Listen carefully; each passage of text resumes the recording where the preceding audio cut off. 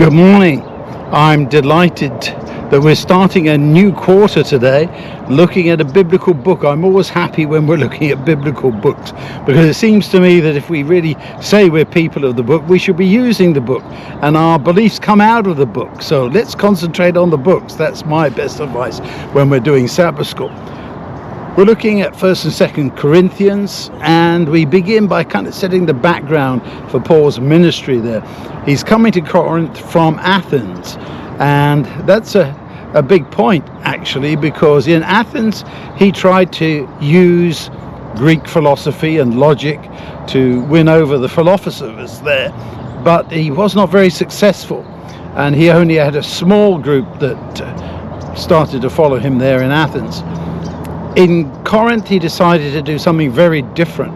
He was going to go very direct and share the gospel. Maybe let's read what Ellen White says about that particular change in his thinking. In preaching the gospel in Corinth, the apostle followed a course different from that which had marked his labors in Athens.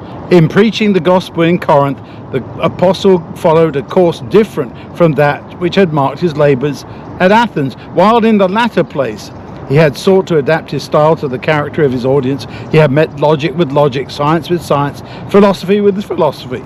As he thought of the time thus spent and realized that his teaching in Athens had been productive of but little fruit, he decided to follow another plan of labor in Corinth in his efforts to arrest the attention of the careless and indifferent.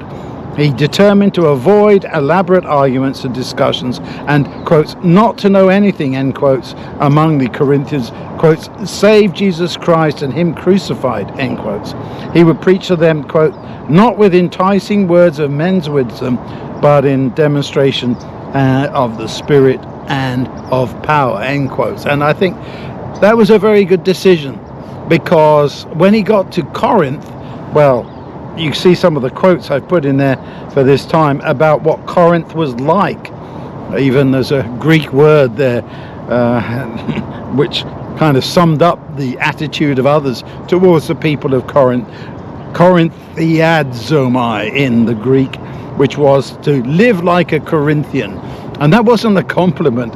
It was basically, as David Guzik says in his quote there, everyone knew it really meant to be sexually out of control.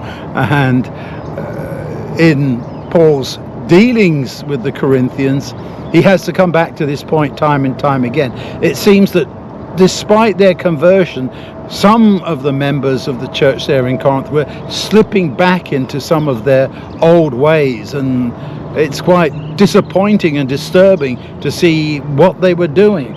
So as we pick up this, as we look at 1st and 2nd Corinthians, great opportunity for some really good study. I think we should think about the background. Often we say today, well, as we try and share the good news with people around us in this very secular society in which we live in the West, we have it a lot harder than people did back in Jesus' day or in Paul's day. No, Corinth was very much like one of our secular cities, and they were certainly pleasure seekers.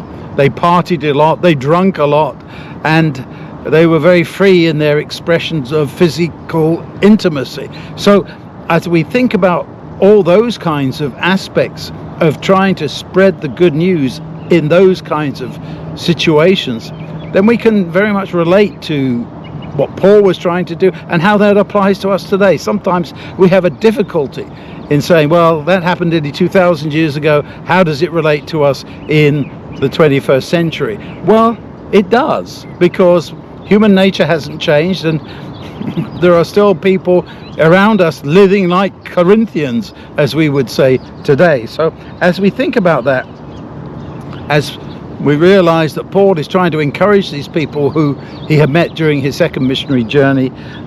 He worked there for 18 months. That was exceptional.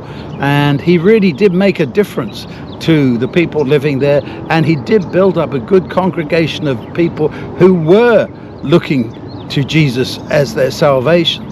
They just needed to be reminded of their commitment and to avoid getting into some of the things that they used to do. There's a good example for us to think about as we try and live our lives in the way that God would want us to. May God bless you in your studies this week.